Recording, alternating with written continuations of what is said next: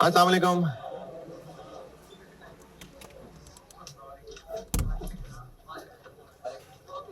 दुरूद शरीफ पढ़ लें।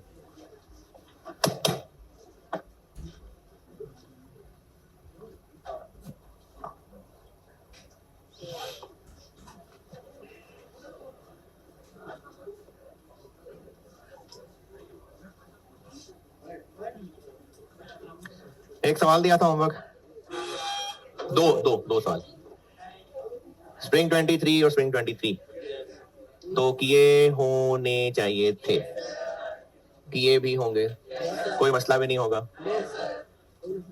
आसान है मुश्किल है?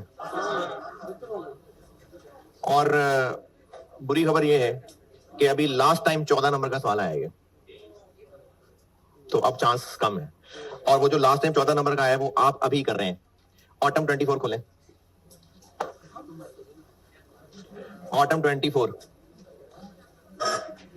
ऑटम 24 बुक में नहीं होगा भाई, बुक में कहा है? मैंने बनाई है, मुझे पता है, नहीं है बुक में ऑटम 24। ऑटम 24 नहीं है बुक में भाई, ऑटम 24 पहले कभी ग्रुप में हुआ भाई शेयर।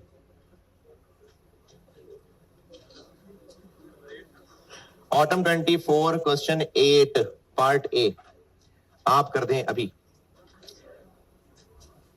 14 नंबर है लेकिन 10 मिनट बहुत है, चले 15 मिनट ले लें, लेकिन आप लोग अभी कर रहे हैं सवाल। Autumn 24 question 8 part A.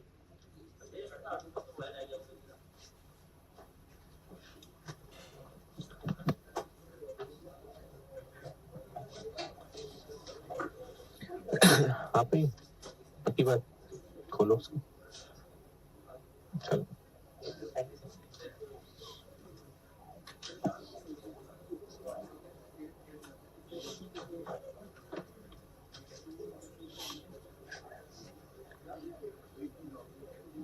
सवाल तक पहुंचे कि नहीं? क्वेश्चन नंबर 8 पार्ट ए अभी कर दें। अच्छा एक वो किताब में मैंने आपको ना थ्योरी की एक चीज मार्क करवाई थी, तो उसमें आए दोबारा। उसमें मुझे लगता है कि मेरी एक जुमले से ना आप धोखा खा गए। मैंने इस चैप्टर में आपको थ्योरी मार्क करवाई थी, एक पहले पेज पे लिखी हुई कुछ टाइप्स, और कुछ तीसरे चौथे पेज पे 4.3 4.3 है ना। मैंने 4.3 कहा था आपको, 4.3, लेकिन साथ ये भी कहा था कि उसके नीचे वो देखें 5 पॉइंट लिखे हुए। तो मेरे इस जुमले का मतलब ये लग रहा है शायद कि बस वो 5 पॉइंट नहीं, मैंने 4.3 कहा है। अगले पेज पे जो लिखा हुआ है वो भी, ये जो पहले पेज पे है ना, ये है आउटसोर्सिंग की मुश्किलें, और अगले पेज के टॉप पे है कि आउटसोर्सिंग में फायदा क्या हो सकता है। तो ये पूरा 4.3 कहा था है जी। और ये एग्जाम में इतनी इंपॉर्टेंट थ्योरी कोई नहीं है जितनी ये आपको हर दूसरे सवाल में मिल जाएगा। मैंने 4.3 हेडिंग कहा था ना करने को, तो वो 2 पेजेस पे फैली हुई है। इस पहले पेज पे 5-6 पॉइंट्स हैं और अगले पेज पे कोई 3 बुलेट पॉइंट्स हैं। ये पूरा 4.3 कहा था। चले ऑटम 24,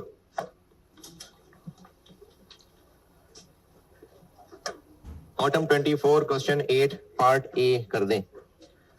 पार्ट बी का आंसर क्या होगा?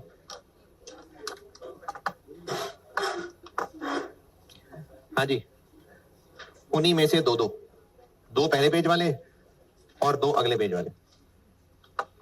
क्वेश्चन 8 के पार्ट बी का आंसर क्या होगा? जो अभी 4.3 बताया उसमें से पहले पेज वाले में से 2 पॉइंट और अगले पेज वाले में से 2 पॉइंट। चलें पार्ट ए कर दें बेटा, पार्ट ए आप कर दें सॉल्व। 10 मिनट बहुत है वैसे, लेकिन चलें 15 में भी कर दें तो भी सेफ है।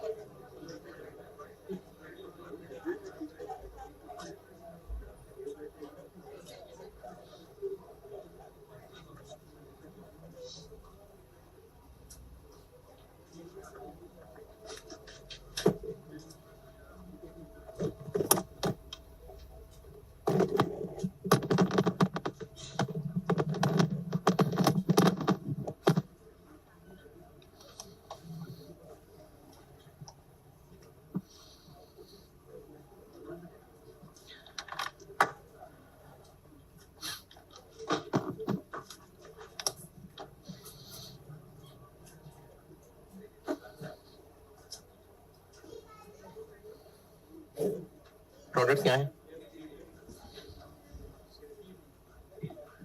कैसे पता मेक और बाय का सवाल? डेटा से पता चल रहा है और रिक्वायरमेंट में उसने पूछा है कि कौन सा प्रोडक्ट खरीदें। तो कौन सा खरीदें के लिए पहले तो ऑप्टिमम प्रोडक्शन प्लान ही बनाना पड़ेगा। प्रोडक्शन प्लान बनेगा तो ही पता चलेगा ना बाकी कितना खरीदना है। सेल प्राइस, हाँ परचेज प्राइस 520,670,7 और प्रोडक्शन के खर्चे 300, 400, 500, 600, लेबर 120, 240, वेरिएबल ओवरहेड्स 72, 90, 108, 216। अच्छा ये कैसे निकला? ये ऐसे निकला कि जो लेबर है उस पे लगाया 150%, तो ये आ गया पूरा ओवरहेड, इसमें से 60%, तो एक्सेस कंट्रीब्यूशन पर यूनिट बन गई 68, 80, 42, 44। ये हो गई एक्सेस कंट्रीब्यूशन। लिमिटिंग फैक्टर क्या है? लेबर। तो हमें एक यूनिट के लिए कितने आवर्स लगने हैं ये नहीं बताया, लेकिन लेबर के साथ 400 रुपए पर आवर लिखा हुआ, तो अगर इसको 400 से डिवाइड कर लें तो लेबर आवर्स आ जाएंगे।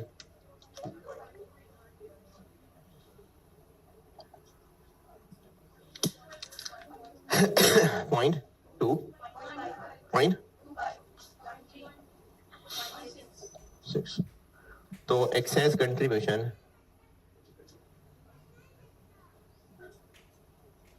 पर आर बन गई 340, 320, 140, 240। तो पहली पोजीशन आ गई है ए की।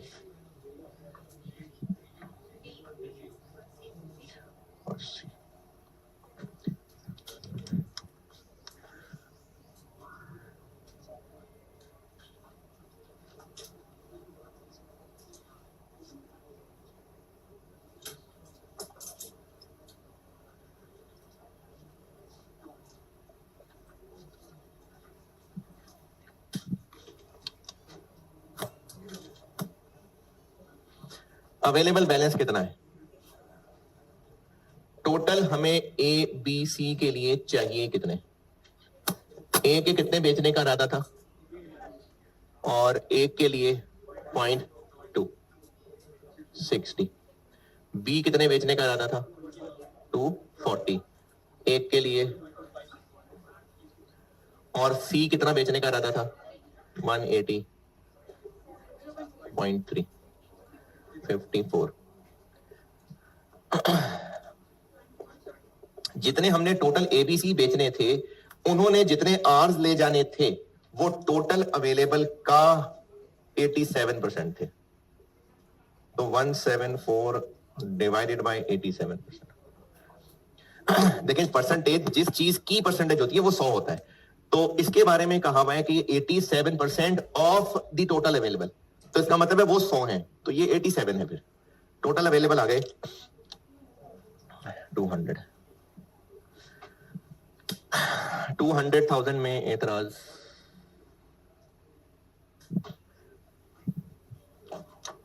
200। पहले ए बना लेते हैं 3 लाख, उससे इस्तेमाल हो जाएंगे 60, तो बाकी रह जाएंगे 140। फिर बना लेते हैं बी बना लेते हैं 240, इससे इस्तेमाल हो जाएंगे 60 और बाकी रह जाएंगे 80। फिर बना लेते हैं डी, पूरे बनेंगे, मान जाएंगे कितने?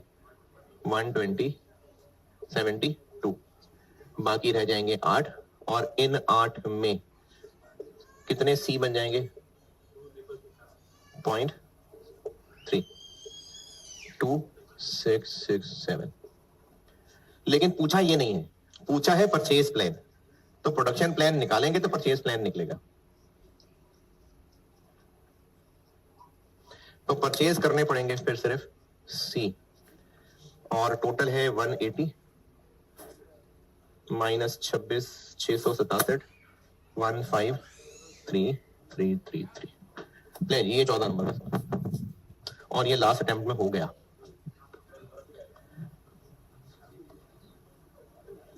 जी, डिसीजन मेकिंग आसान है।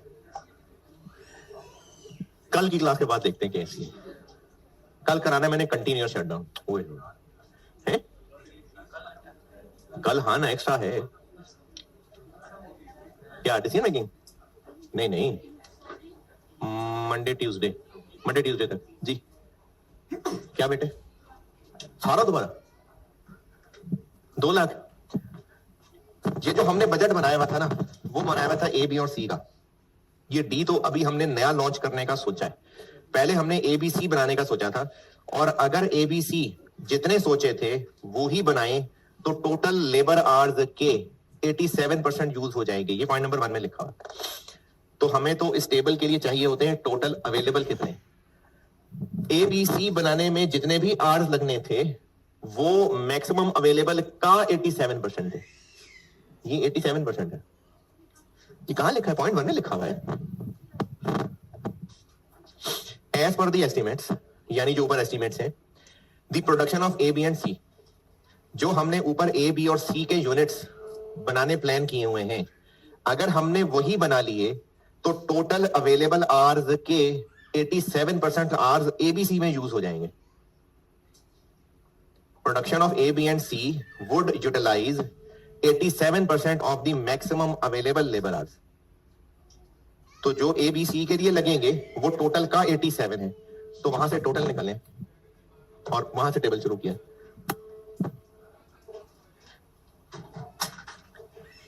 जी, और इस सवाल में कोई एतराज?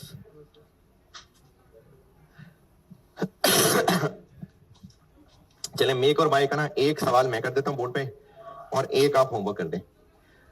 होमवर्क कर दें आप ऑटम 22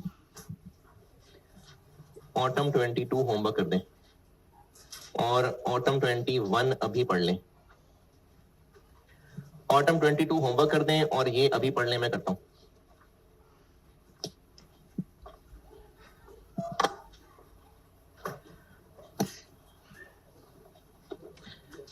है नहीं, स्प्रिंग 23 में भी तो आया था।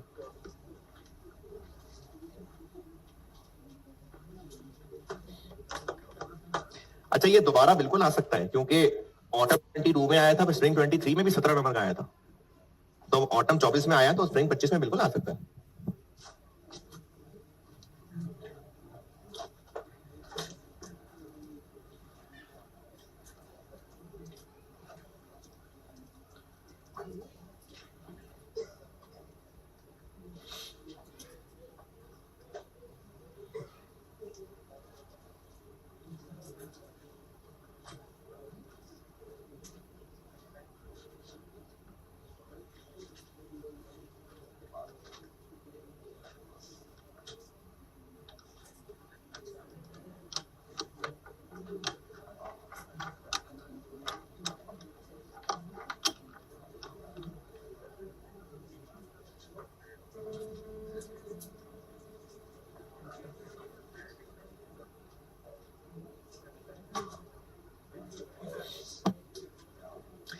ऑटम 21 अभी पढ़ना है,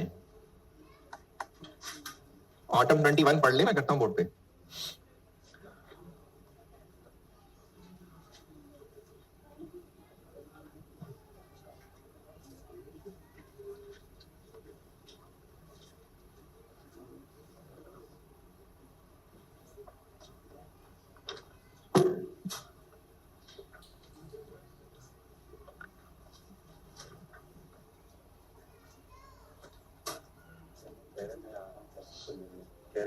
मोबाइल ऑफ करवा रहे, मैं सब किसके साथ बंद ऑफ कर रहा हूं, तेरी मोबाइल का इशू है। मोबाइल कैसे ऑफ करवाना? आदमी नहीं तो करा रहा हूं इसी तरह। मोबाइल कैसे बंद करा?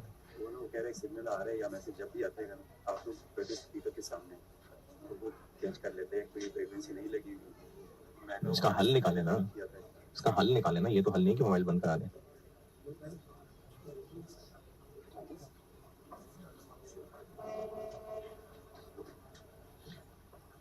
पहले पूछ लें, एसी चलाना है भाई?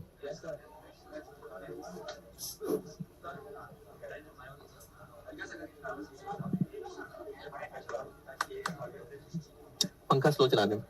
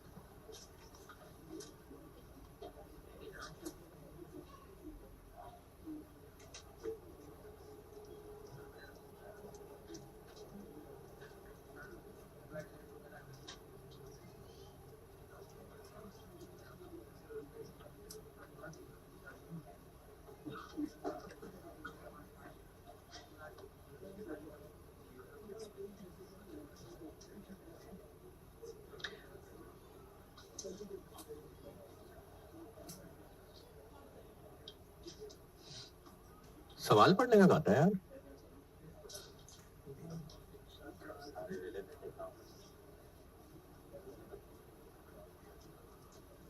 सवाल पढ़ लिया?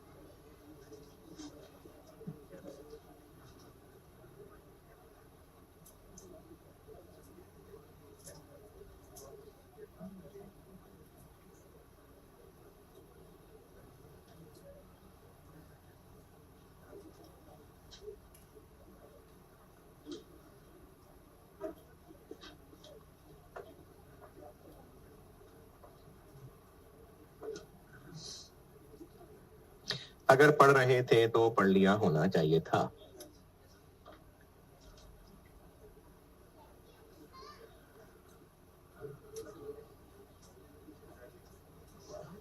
पढ़ लिया, सुन लूं।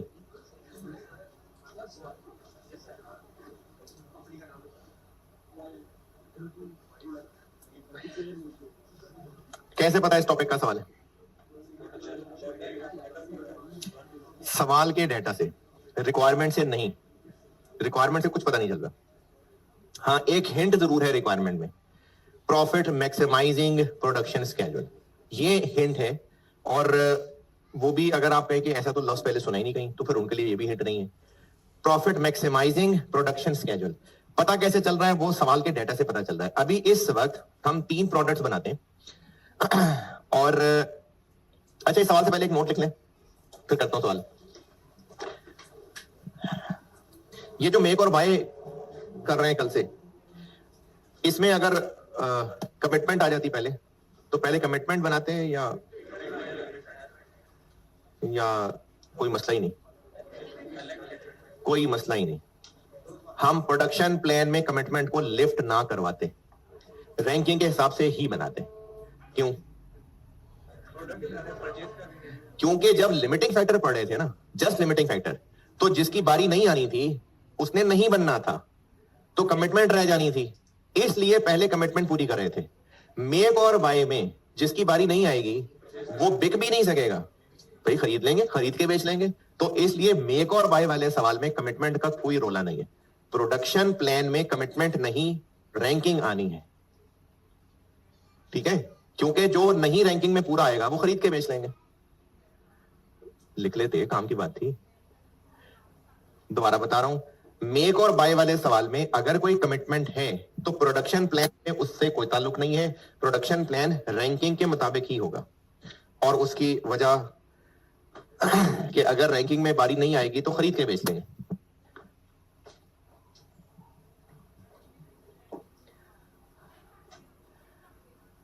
मेक और बाय वाले सवाल में लिमिटिंग फैक्टर की तरह कमिटमेंट को पहले लिफ्ट नहीं करानी, रैंकिंग के हिसाब से ही चलना है।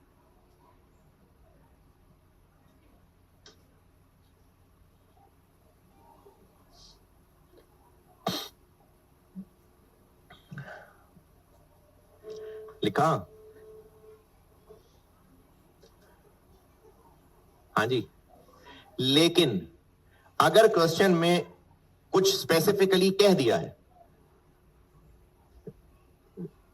यानी अगर किसी प्रोडक्ट के बारे में स्पेसिफिकली क्वेश्चन में कह दिया कि ये तो हम अपने हाथों से बना के ही खिलाएंगे, ये तो हमने खुद ही बनाना है, फिर कमिटमेंट पहले आनी। दोबारा पूरी बात दोबारा सुन लें। लिमिटिंग फैक्टर वाले सवाल में ना हम कमिटमेंट पहले क्यों लिखते थे? क्योंकि अगर कोई प्रोडक्ट बनने से रह जाता था तो वो रह ही जाता था, इसलिए पहले कमिटमेंट पूरी करनी होती थी। मेक और बाय में ये टेंशन क्यों नहीं है? क्योंकि अगर नहीं भी बना सके तो खरीद के बेच लेंगे, तो कमिटमेंट की टेंशन नहीं है। इसलिए मेक और बाय वाले सवाल में प्रोडक्शन प्लान रैंकिंग के मुताबिक ही बनेगा। लेकिन अगर सवाल में कुछ कह दिया है स्पेसिफिकली किसी प्रोडक्ट के बारे में कि ये तो हमने मेक ही करना है, तो फिर तो सवाल वाले ने कह दिया ना, फिर हमें उसको पहले बनाना पड़ेगा। यानी बाय डिफॉल्ट मेक और बाय डिसीजन में कमिटमेंट का कोई काम नहीं है, अनलेस सवाल में कुछ स्पेसिफिकली इंस्ट्रक्ट किया हो। मेक और बाय में प्रोडक्शन प्लान बनाते हुए कमिटमेंट का कोई काम नहीं है, अनलेस सवाल में कुछ स्पेसिफिकली इंस्ट्रक्ट कर दिया हो। नहीं मसला हल हो रहा? अच्छा जी, बात ये हो रही थी कि ये इस टॉपिक का सवाल है कैसे पता। हम लोग अभी 3 प्रोडक्ट्स बना के बेचते हैं, और इन तीनों प्रोडक्ट्स में एक स्पेशल केमिकल इस्तेमाल होता है जो इंपोर्ट किया जाता है। वो इंपोर्ट रिस्ट्रिक्शन की वजह से लिमिटेड है, हम सिर्फ 70 मिलियन तक का ही इंपोर्ट कर सकते हैं, और इस रिस्ट्रिक्शन की वजह से अगर कोई कमी रह गई तो हम डिमांड पूरी नहीं कर सकेंगे। ये पहले पैराग्राफ, उसके नीचे टेबल, और उसके नीचे वाले पैराग्राफ में से थोड़ा सा मैंने आपको बताया, यहां तक कि अंग्रेजी में कोई एतराज। तो इससे यह पता चल रहा है कि लिमिटिंग फैक्टर का सवाल है। मैनेजमेंट को किसी ने यह मशवरा दिया है कि वो इस मुल्क को छोड़े और कंट्री एक्स में चलते हैं, वहां जाकर प्लांट लगा लेते हैं। अगर वहां जाकर प्लांट लगाएं तो वहां पर लेबर है तो शॉर्टेज में, लेकिन मेक और बाय का ऑप्शन भी है। तो उस कंट्री एक्स में ये मेक और बाय का सवाल है। तो पूछा ये है कि मेक और बाय के लिए कंट्री एक्स में चले जाएं या एग्जिस्टिंग मुल्क में ही रहें। तो कैसे फैसला होगा?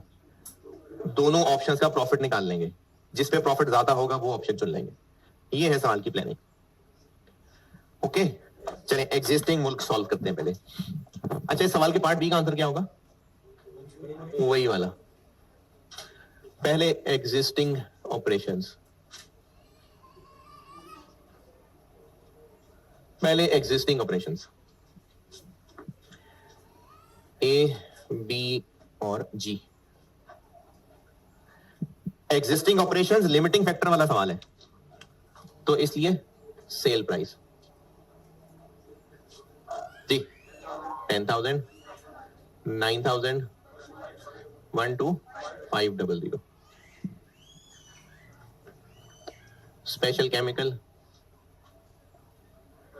2,500, 1,800, 3,500। फिर लेबर 1,250, 2,000, 1,500। Variable overheads 250, 200, 500। और फिक्स्ड एफओएच का कुछ नहीं करना, और वेरिएबल सेलिंग एक्सपेंस भी है जो कि गिवन फिगर का 30% है। 75, 60, 90। कंट्रीब्यूशन पर यूनिट बन गई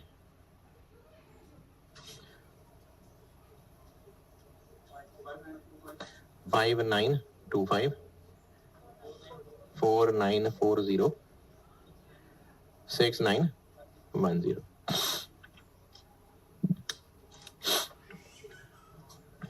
चलिए यहां तक पहुंचे। फिर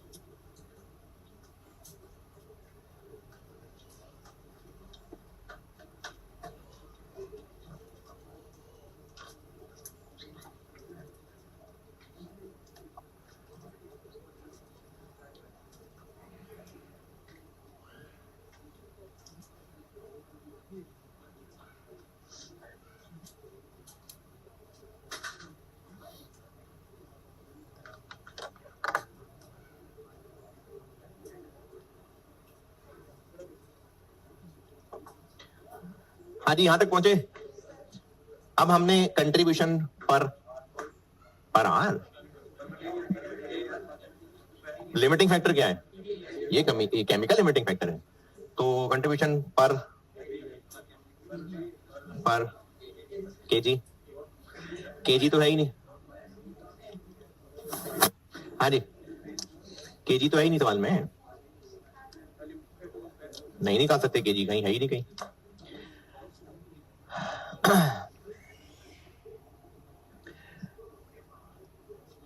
हम लोग जब लिमिटिंग फैक्टर देखते हैं कि टोटल कितना अवेलेबल है, लेबर के आर्स अवेलेबल होते हैं, तो हम निकालते हैं कंट्रीब्यूशन पर एक आर ऑफ लेबर। मटेरियल के टोटल केजीज होते हैं, तो हम निकालते हैं कंट्रीब्यूशन पर एक केजी ऑफ मटेरियल। मटेरियल के टोटल रुपए अवेलेबल हैं, मटेरियल की लिमिट टोटल केजीज है, तो कंट्रीब्यूशन पर 1 किलो ऑफ मटेरियल।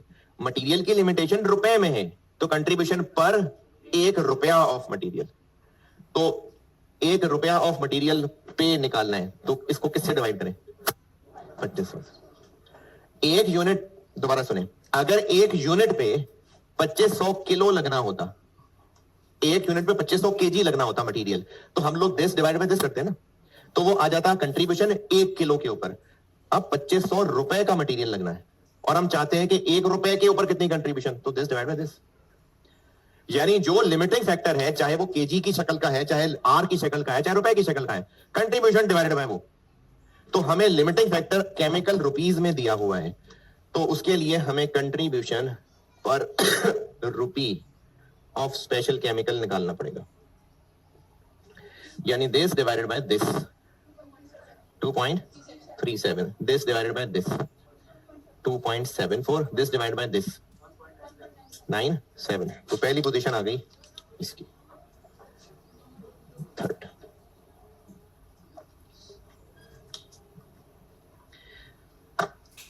अच्छा, ये हो सकता है किसी के जहन में सवाल आए कि लिमिटिंग फैक्टर मटेरियल नहीं पैसे हैं। पैसे नहीं है लिमिटिंग फैक्टर, पैसे बहुत है, अल्लाह का शुक्र है। लिमिटिंग फैक्टर पैसे नहीं है, लिमिटिंग फैक्टर 70 मिलियन रुपए का मटेरियल है। मटेरियल ही लिमिटिंग फैक्टर है। हाँ, मटेरियल केजीज में देने की बजाय रुपए में बता दिया।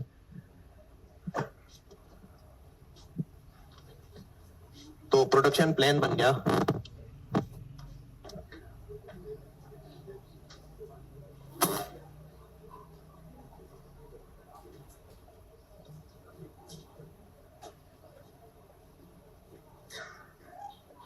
रिक्वायर्ड और बैलेंस। ये टेबल स्टार्ट होगा 70 मिलियन से, और पहले क्या बनाएंगे? हाँ जी, नहीं, पहले कमिटमेंट पूरी करेंगे। लिमिटिंग फैक्टर का सवाल है, मेक और बाय नहीं है, लिमिटिंग फैक्टर हो रहा है अभी। पहले कमिटमेंट पूरी करेंगे। पहला पैराग्राफ, पहला पैराग्राफ, हमने एक्सपोर्ट का एक ऑर्डर है, एक ओवरसीज कस्टमर है, हमने उसको इनकार नहीं करना, वो हमने करना ही कर रहा है। Management has decided to consider this order as high priority. Management has decided, तो ये करना ही कर रहा है, तो इसको करना ही करना है, तो फिर पहले कमिटमेंट आएगी ए, बी और जी। ए के कितने यूनिट्स? 3, बी के 4 और जी के 1। ए के 3000 यूनिट्स कितने रुपए मटेरियल खा जाएंगे? 7.5 मिलियन। बी के 4000 यूनिट्स कितना मटेरियल खा जाएंगे? 7.2 मिलियन। और एक जी के 1000 यूनिट्स कितना मटेरियल खा जाएंगे?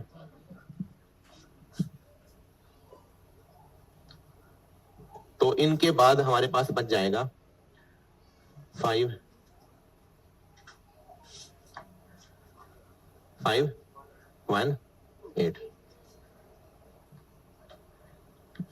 इसके बाद फिर हम रैंकिंग पे आएंगे।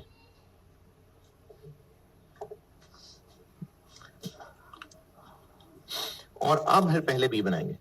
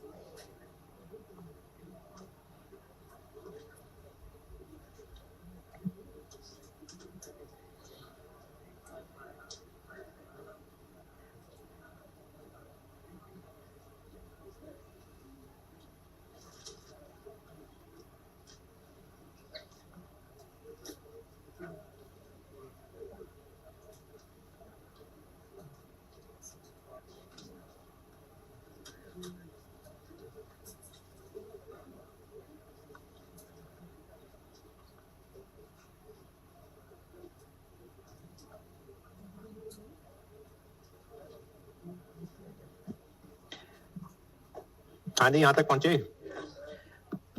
बी कितना बनाए हम बाकी अवाम के लिए, कैसे? ये जो क्वांटिटीज है ना, ये टोटल डिमांड का 25% है, तो ये 4000 है, 25%, तो टोटल क्या बना 16। तो उस 16 में से 4 ये है, तो बाकी 12, और ये 12,000 यूनिट्स मटेरियल खा जाएंगे 21,600, और बाकियों के लिए बचेगा 30200। फिर बनाएंगे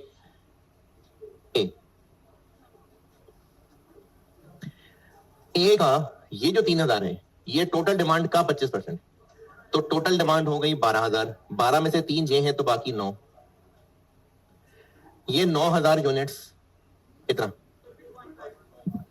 22,500 का मटेरियल खा जाएंगे, बाकी रह जाएगा 77। तो फिर जो बचा कुचा है वो जी में लगेगा।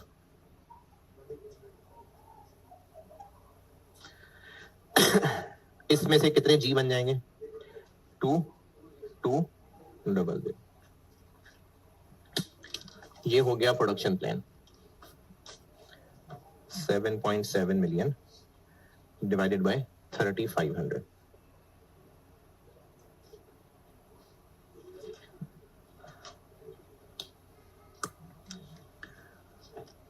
इस प्रोडक्शन प्लान से हम टोटल कमाएंगे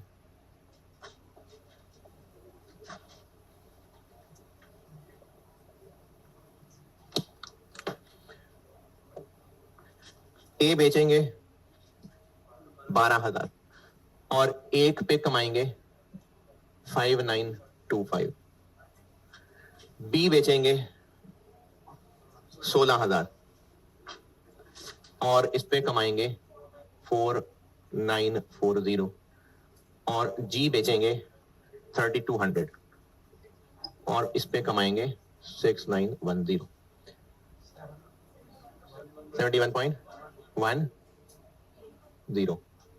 बी पे 79.04, जी पे 22.11।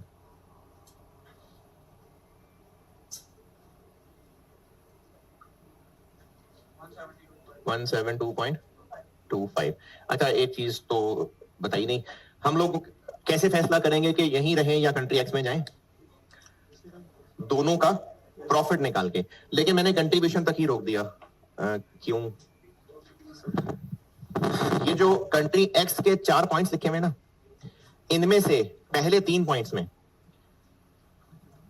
पहले 3 पॉइंट्स इनमें कहीं फिक्स कॉस्ट का जिक्र है? पहले 3 पॉइंट्स में नहीं। पॉइंट 4 में क्या कहा है? ऑल अदर वही है जो पहले था, तो फिक्स कॉस्ट फिर उसी में ही आ गई, यानी फिक्स कॉस्ट अब भी इतनी ही होगी जितनी पहले थी। तो इस वजह से मैंने फिक्स कॉस्ट को इग्नोर कर दिया। अगर काउंट कर लें तो भी मसला कोई नहीं है, यानी अगर कंट्रीब्यूशन की बजाय हम प्रॉफिट निकाल लें, एक्स्ट्रा मेहनत बढ़ेगी फिक्स कॉस्ट निकालने की। फिक्स कॉस्ट गिवन तो नहीं है, वो तो वापस टोटल करनी पड़ेगी, तो वो एक एक्स्ट्रा मेहनत बनेगी, लेकिन वो रेलिवेंट नहीं है क्योंकि दोनों हालात में वो सेम ही रहनी है, इसलिए इसको इग्नोर कर दिया। तो एग्जिस्टिंग में रहेंगे तो इतना कंट्रीब्यूशन कमाएंगे। अब चलते हैं कंट्री एक्स। यहां तक कोई कैलकुलेशन पूछनी है तो बता दें, फिर कंट्री एक्स चलते हैं।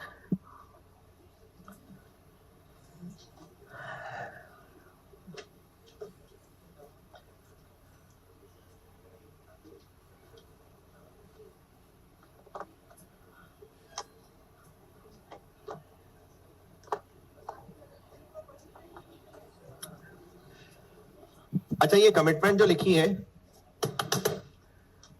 हम इसको ABG में क्यों लिख रहे हैं, रैंकिंग में क्यों नहीं लिख रहे?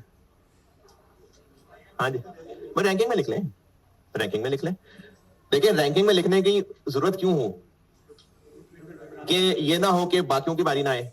तो अगर हम कमिटमेंट भी पूरी करने के काबिल नहीं है तो फिर वैसे बिजनेस बंद होना चाहिए। तो कमिटमेंट तो पूरी कर ही लेंगे, तो इसलिए अगर इसको रैंकिंग में लिखना है, रैंकिंग में लिख लें। एग्जिस्टिंग ऑपरेशंस में किसी कैलकुलेशन पे कोई एतराज?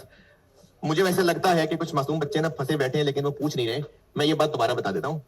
ये जो 3 फिगर्स है ना, ये इन तीनों के बारे में पहले पैराग्राफ में कहा है कि टोटल डिमांड के 25% के बराबर है ये। तो यहां से 25% से डिवाइड करके ना टोटल डिमांड निकलेगी। ए को 3000 25% से डिवाइड करेंगे तो 12 आ जाएगा। बी के 4 को 25% से डिवाइड करेंगे तो 16 आ जाएगा। जी के 1000 को 25% से डिवाइड करेंगे तो 4 आ जाएगा। ये है इनकी टोटल डिमांड। इस ऑर्डर के अलावा बाकियों को फिर हमने ये बेचना है। 16 में से 4 ये है तो बाकी 12 रह गए, 12 में से 3 ये है तो बाकी 9 रह गए।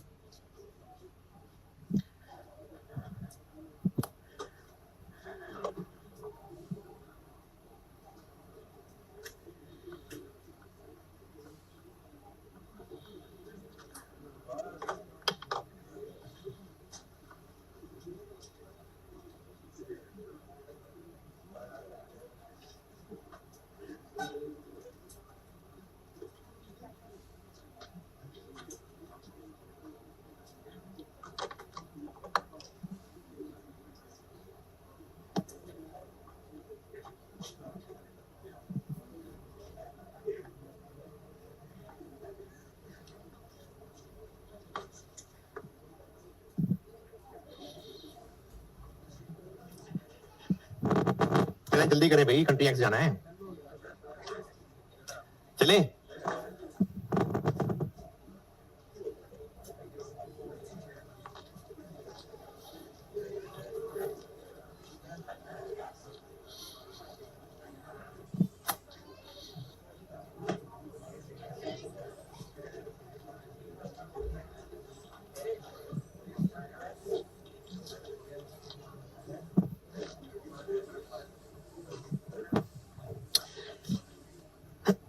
चलें अभी कंट्री एक्स चलते हैं।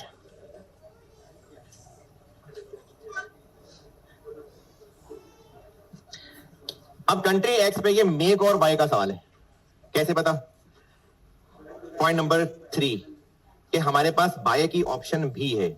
तो मेक और बाय में हम लोग कंट्रीब्यूशन की बजाय निकालते हैं एक्सेस कंट्रीब्यूशन। अगर आप यहां पर अकल बंद करके सिर्फ रट्टे पे चलेंगे कि सर ने कहा था सवाल वैसे ही करना, सेल प्राइस की जगह परचेज प्राइस लिख देना, बाकी सब वैसे ही करना, तो यहां पर एक छोटी सी गड़बड़ हो जाएगी। क्या? देखें, जो सवाल सॉल्व कर लिया हुआ है उसमें सेल प्राइस की जगह परचेज प्राइस रखें तो ठीक है। अभी जो एग्जिस्टिंग सॉल्व किया है वहां सेल प्राइस की जगह आंखों आंखों में परचेज प्राइस रख के देखें तो सही है। हाँ जी ना, नहीं, सेलिंग एक्सपेंसेस का कोई काम नहीं मेक और बाय के कंपैरिजन में। मेक और बाय में किसका कंपैरिजन करना होता है? मेक और बाय का।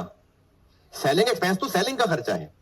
तो अगर आप सेल प्राइस की जगह परचेज प्राइस रख देंगे तो वो सही इसलिए नहीं होगा कि परचेज प्राइस सिर्फ मेक के साथ कंपेयर होना है, सेलिंग एक्सपेंसेस के साथ थोड़ी कंपेयर होना है। तो सेलिंग वाली लाइन नहीं लिखेंगे।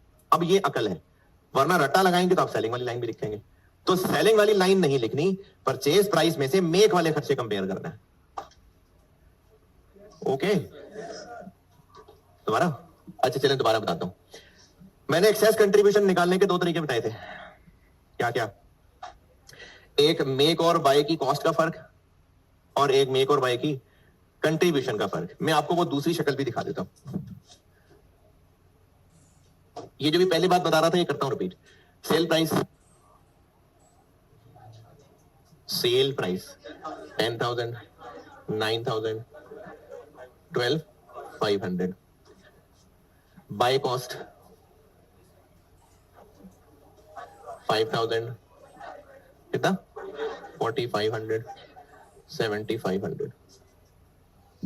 बस इसमें से माइनस कर दें तो कंट्रीब्यूशन आ जाएगा। सेलिंग कॉस्ट, कंट्रीब्यूशन निकालें तो ये खर्चा ही है ना। 90,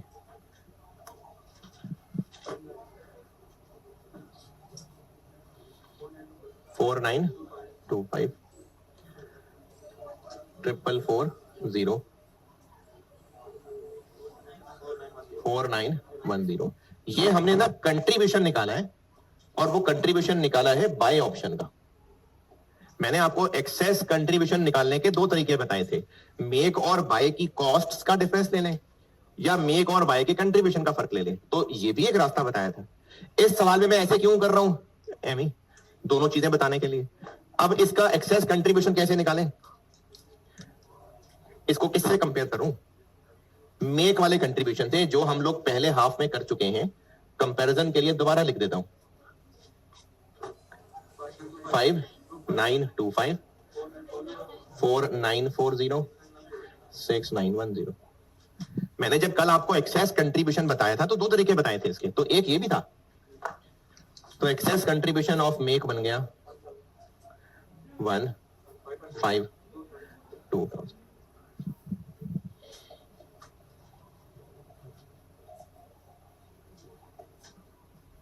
अच्छा, पहले वाली बात मैं ये कर रहा था कि परचेज प्राइस ए से बता देता हूं। परचेज प्राइस लें और उसमें से वो मेक वाले खर्चे माइनस कर दें। Material 2500, labour 1250, variable FOH 250, selling cost भी माइनस करूं? नहीं, हमने मेक और बाय में सिर्फ मेक और बाय की कॉस्ट लेनी है 1000। तो जो कल तरीका बताया था, अगर वैसे करना हुआ तो सेल प्राइस की जगह परचेज प्राइस रखें, मेक वाले खर्चे, लेकिन मेक वाले खर्चे सेलिंग खर्चे नहीं। डिफरेंस मेक और बाय का करना है तो फिर सेल प्राइस की जगह परचेज प्राइस, बाकी मेक वाले खर्चे, सेलिंग वाले नहीं। ऐसे भी कर सकते हैं। और कल दूसरा तरीका बताया था कि मेक और बाय के कंट्रीब्यूशंस का फर्क। तो ये मैंने बाय का कंट्रीब्यूशन निकाला, यानी खरीद के बेचेंगे तो क्या कंट्रीब्यूशन है ये। इस सवाल में ऐसे कर सकते थे, बिल्कुल कर सकते थे। मैंने ऐसे क्यों किया, बस दोनों शक्लें दिखाने के लिए। और इससे एक और फायदा हुआ है मुझे, वो भी मैं आपको इस सवाल को आगे बढ़ा के बताता हूं कि मैंने पर्सनली ऐसे क्यों नहीं किया। आप बिल्कुल कर लें, कोई मसला नहीं है, लेकिन अभी आगे चल के बताता हूं कि इससे टाइम की क्या बचत हुई। लिमिटिंग फैक्टर क्या है कंट्री एक्स में, लेबर आर 658, तो एक्सेस कंट्रीब्यूशन पर आर बन गई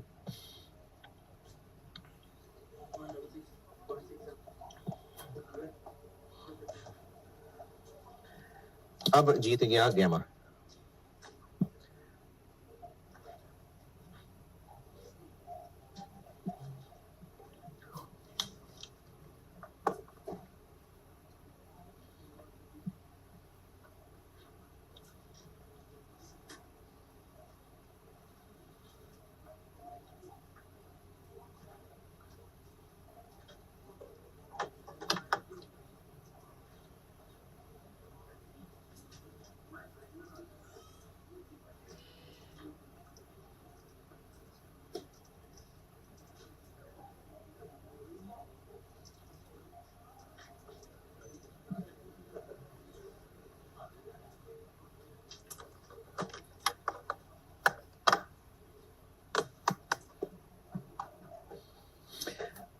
प्रोडक्शन प्लान, लेबर अवेलेबल कितना है,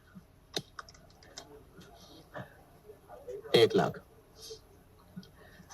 अब हम मेक और बाय का सवाल कर रहे हैं, तो कमिटमेंट डालनी है इसमें, ना डालते, लेकिन पॉइंट 2 में कहा हुआ है, however the order considered as high priority would be manufactured by वायल इटसेल्फ। ये कंट्री एक्स के पॉइंट नंबर 3 में लास्ट सेंटेंस है। अगर ये ना लिखा होता ना तो हम मेक और बाय में कमिटमेंट इग्नोर करते, रैंकिंग के मुताबिक ही चलते, लेकिन इस सेंटेंस की वजह से अब भी हमें कमिटमेंट पहले पूरी करनी पड़ेगी।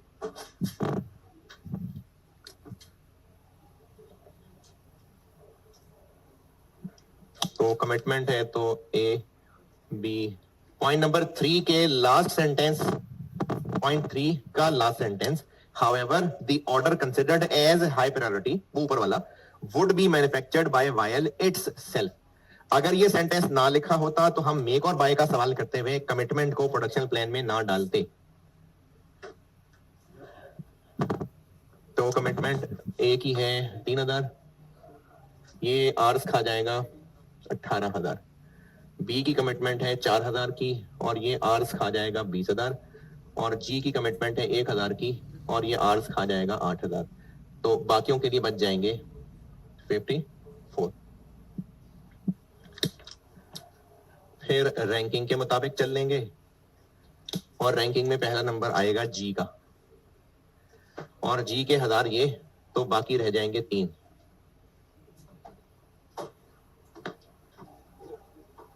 फिर नंबर आएगा ए का। ए की डिमांड देखें पूरी हो जाएगी। ए की डिमांड कितनी है? बाकी 9000 हो जाएंगे पूरे? नहीं होंगे पूरे। तो 30,000 आवर्स में 5000 बन जाएंगे। ये हो गया प्रोडक्शन प्लान, और अब हमें बनाना पड़ेगा परचेज प्लान।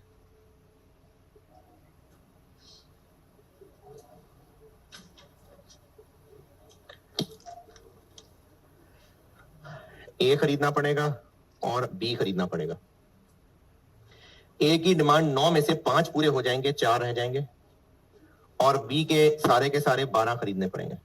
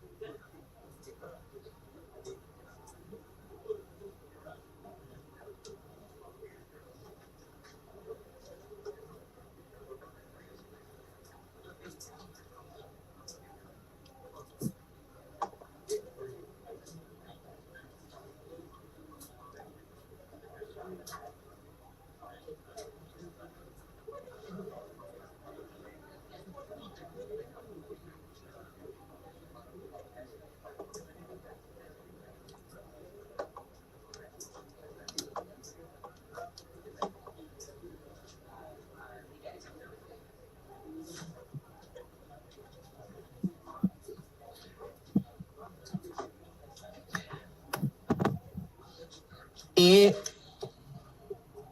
कितने बेचेंगे? सारे ही बेचेंगे। कितना कंट्रीब्यूशन कमाएंगे? फर्क होगा। हमने 8000 बना के बेचने हैं, 4000 खरीद के बेचने हैं। तो जो बना के बेचने हैं उन पे कमाना है इतना, और जो खरीद के बेचने हैं उस पे कमाना है इतना। तो अगर हमने इस तरह सॉल्व किया होता तो खरीद के बेचने वाला फिर भी निकालना ही पड़ता। तो खैर है, निकाल लेते, कोई मसला नहीं। यानी कि मैंने ये नहीं कि शुक्र है सर ने तरीका लगा लिया, वरना तुम गुमराह हो जाते। आप ऐसे नहीं, ऐसे कर लें, तब निकाल लेते बाय वाला कंट्रीब्यूशन। और वो भी कोई इतना बड़ा मुश्किल काम था ही नहीं। मेक वाले कंट्रीब्यूशन में ये माइनस कर देते। बाय वाला कंट्रीब्यूशन मेक वाले से इतना कम है, इतना कम है, तो बस वो माइनस करके बाय वाला निकल आता। तो ये मैंने ऐसी बस आपको एक शक्ल और दिखाई थी कि एक्सेस कंट्रीब्यूशन ऐसे भी निकाल सकते हैं। ये वाली बात दोबारा सुनिए। हम ए 8000 बना के बेचेंगे, 4000 खरीद के बेचेंगे। तो वो जो बना के बेचेंगे उन पे कमा रहे होंगे 5925, और जो खरीद के बेचेंगे उन पे कमा रहे होंगे 4925। 8000 पे इतना और 4000 पे इतना, 62.18। इसी तरह बी, इतने बना के बेचने हैं, इतने खरीद के बेचने हैं। तो 4000 जो बनाकर बेचने हैं उन पे कमाएंगे 4940, और जो 12000 खरीद के बेचने हैं उस पे कमाएंगे 4440।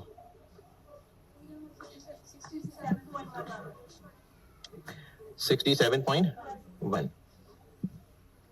और जी हमने सारे के सारे बना के बेचने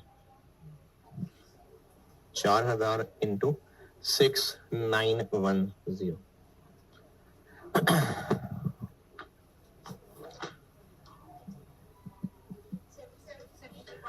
27.64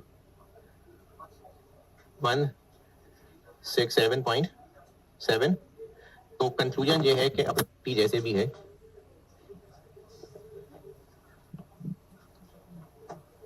तो हम एग्जिस्टिंग कंट्री में ही रहेंगे।